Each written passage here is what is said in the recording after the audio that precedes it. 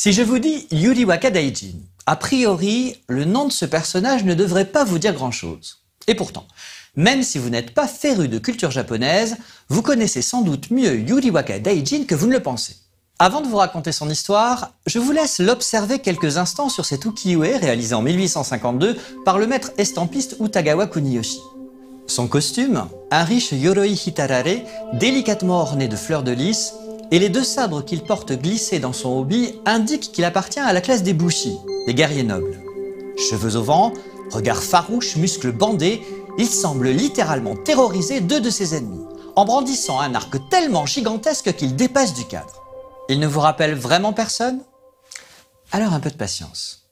Yuriwaka Daijin Monogatari, la légende de Yuriwaka Daijin, date de la fin du XVIe siècle et appartient au répertoire du Kowakamai, la plus ancienne forme de danse japonaise qui servit peut-être de prototype au théâtre No et Kabuki. Apparu au XIVe siècle et issu de la danse de cour traditionnelle, le Kowakamai connaît son heure de gloire dans la deuxième moitié du XVIe siècle, à la fin de l'époque Muromachi, où il est particulièrement apprécié par les nobles familles de guerriers. On prétend même qu'il fut pratiqué par le célèbre Oda Nobunaga lui-même, l'un des trois grands daimyo unificateurs du Japon, juste avant la bataille de Okehazama en juin 1560. Techniquement, le Kowakamai est une lente chorégraphie récitative effectuée sur scène par 2 ou 3 interprètes masculins. Le texte, psalmodié, est rythmé par des percussions et quelques mouvements d'éventail minimalistes. Presque oublié au moment de la restauration de Meiji à la fin du XIXe siècle, le genre a survécu tant bien que mal dans la région de Fukuoka et a été récemment déclaré patrimoine culturel immatériel par le gouvernement japonais. Des représentations sont encore données dans la ville de Miyama le 20 janvier de chaque année. Mais revenons à Yuriwaka Daijin, dont l'histoire se situe au XIIIe siècle, au moment des tentatives d'invasion du Japon par les Mongols. Kimmitsu, vieux ministre de l'empereur, influent et immensément riche, se désespère de ne pas avoir d'enfants.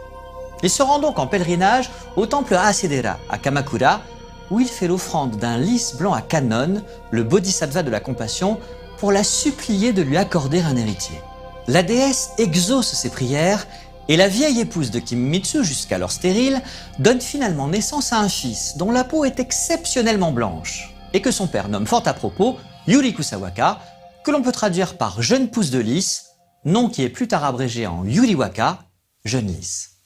En grandissant, Yuriwaka s'avère un guerrier exceptionnel. Dépassant d'une tête tous les autres samouraïs, il devient un archer hors pair, le seul d'ailleurs à pouvoir bander son arme favorite, un gigantesque arc en fer de 3 mètres.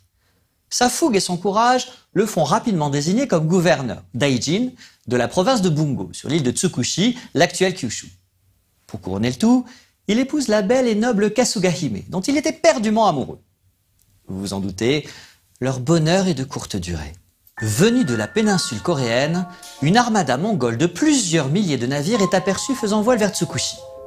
Cet élément de la légende correspond à une réalité historique.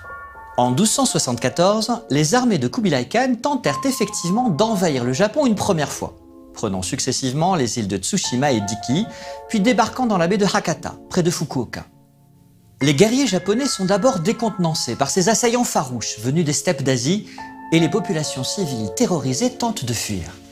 Cette invasion de barbares mat de peau et barbus venus du continent impressionna tellement les Japonais de l'époque que certains artistes choisirent de représenter les Mongols sous la forme d'Oni, des démons cornus et poilus, comme c'est le cas sur ce manuscrit du début de la période Edo.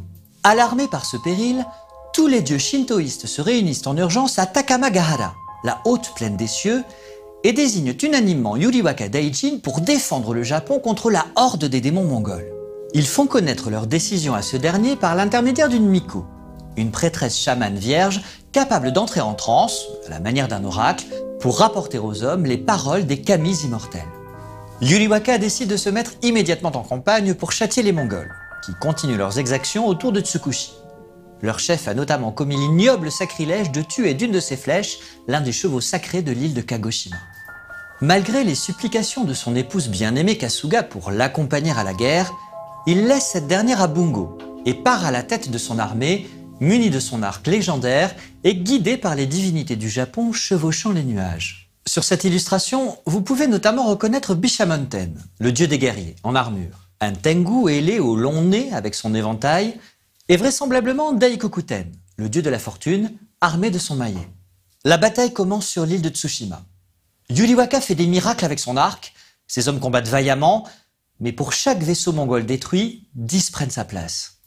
Malgré la détermination des Japonais, les envahisseurs ne cèdent pas de terrain. Tout d'abord, les Mongols sont plus lourdement armés, puisqu'ils disposent d'arquebuses. En effet, la poudre est utilisée en Chine depuis le 7e siècle, alors qu'elle est encore inconnue au Japon. Malgré leur discipline et leur habileté, les archers de Yuriwaka sont désavantagés. En outre, les démons mongols venus d'au-delà des mers usent de sorcellerie pour dissimuler leurs navires dans un épais brouillard et échapper aux vaisseaux japonais moins maniables. La situation s'enlise et la guerre dure 3 ans.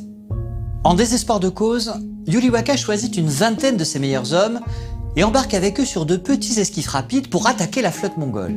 Les dieux japonais viennent en aide aux héros en faisant souffler un kamikaze, un vent divin, qui dissipe miraculeusement la brume maléfique. Le raid est un succès, puisque Yuriwaka, ici à la proue du bateau central, parvient à abattre le chef des Mongols d'une flèche dans la tête. Décontenancés par la perte de leur leader, les vaisseaux ennemis font demi-tour et regagnent le continent. La guerre est enfin terminée. Vainqueur, Yuriwaka peut faire voile vers Tsukushi pour retrouver sa femme. Conscient que ses hommes sont exténués, il décide toutefois de faire halte sur l'île déserte de Genkai pour se reposer. Sa fatigue est telle qu'à peine arrivé sur le rivage, il ôte son arc géant, son armure et son aume et s'endort, pendant 3 jours consécutifs. Hélas, dans son épuisement, il a oublié de remercier les dieux pour sa victoire, et ces derniers courroucés vont le lui faire payer. Les malheurs de notre héros commencent lorsque 2 de ses vassaux, les frères Beppu, décident de le trahir pour prendre le pouvoir. Taro, l'aîné, veut profiter de son sommeil pour le tuer et revendiquer la victoire sur les Mongols. Mais il en est dissuadé par son puîné, Jiro, et décide finalement d'abandonner Yuriwaka à son sort sur Genkai, après avoir pris soin de lui subtiliser toutes ses armes. Lorsque le héros se réveille, il est déjà trop tard, il se retrouve seul sur une île déserte. Profitant de leurs méfaits, les frères Beppu reviennent triomphants à Tsukushi et s'attribuent la victoire sur les envahisseurs mongols. Feignant la tristesse, ils rapportent au palais l'arc, l'armure et le aume de Yuriwaka et annoncent qu'il a été tué au combat. La consternation est générale dans le palais de Bungo. Parents, amis et serviteurs se lamentent d'avoir perdu un si grand héros. Bien entendu, la plus inconsolable de tous est la femme de Yuriwaka. Dans un premier mouvement de désespoir, Kasugahime tente de se suicider, mais elle est retenue in extremis par ses dames de compagnie. Puis elle reprend peu à peu ses esprits. Intimement convaincue que les frères Félon mentent, Kasuga est persuadée que son époux est encore vivant et qu'il lui reviendra un jour. Il suffit qu'elle soit patiente. En attendant, les frères Beppu profitent de la vacance du pouvoir. Taro devient gouverneur de Bungo et Jiro sous-gouverneur. Pour asseoir définitivement sa légitimité sur la province et tenter de remplacer Yuriwaka dans les cœurs et les esprits, Taro demande la main de Kasugahime. Isolée, prise au piège dans un jeu de pouvoir, celle-ci ne peut que tenter de gagner du temps. Elle annonce alors à Beppu Taro qu'elle ne se remariera pas avant d'avoir accompli le vœu sacré qu'elle a fait à Hachiman, dieu Shinto protecteur du Japon et grand bodhisattva. Celui de recopier 1000 fois le Hokekyo, le sutra du lotus. Pour vous donner une petite idée, voici un court extrait de ce sutra, probablement recopié par une femme japonaise en caractère hiragana au début du XIVe siècle. Seules 29 lignes sont visibles ici, alors que le manuscrit intégral en compte 8560. Vous imaginez maintenant la longueur de la tâche. Peut-être que certains d'entre vous ont déjà fait certains liens avec une autre histoire, célèbre dans notre culture occidentale, puisqu'elle fait même partie de ses textes fondateurs. Allez, je vous aide un peu. Un grand guerrier abandonnant sa femme pour s'engager dans une longue guerre, qu'il finit par gagner avec l'aide des dieux, mais empêché de rentrer chez lui parce qu'il a offensé les 10 dieux. Une épouse fidèle, persuadée qu'il va revenir et qui tente d'éconduire ses prétendants en se lançant dans une tâche interminable. Vous l'avez sans doute compris, la légende de Yuriwaka Daijin présente quelques similitudes troublantes avec l'histoire d'Ulysse, le héros grec de l'Odyssée, rédigé par Homère à la fin du 8e siècle avant notre ère. Engagé contre son gré dans la guerre de Troie, il laisse à Ithaque son épouse Pénélope et part combattre aux côtés des Grecs pendant 10 ans. Inspiré par la déesse Athéna, Ulysse donne la victoire aux Achéens avec la fameuse ruse du cheval de Troie, grâce auquel il pénètre dans la cité fortifiée avec un petit nombre d'hommes. Sur le chemin du retour, il aveugle le cyclope Polyphème et s'attire ainsi la colère du dieu Poséidon, qui l'empêche de rentrer chez lui et le condamne à l'errance. Le héros est notamment retenu pendant 7 ans sur l'île de Calypso. Pénélope, persuadée que son époux est vivant et harcelée par des prétendants qui convoitent le trône d'Ithaque, annonce qu'elle ne se remariera qu'après avoir terminé une tapisserie dont elle défait la nuit l'ouvrage qu'elle a fait le jour. Les correspondances entre ces deux mythes sont-elles de simples coïncidences?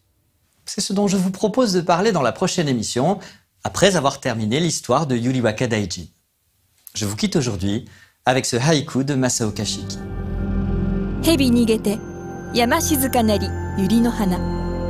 Le serpent s'enfuit, la montagne est silencieuse, cette fleur de lys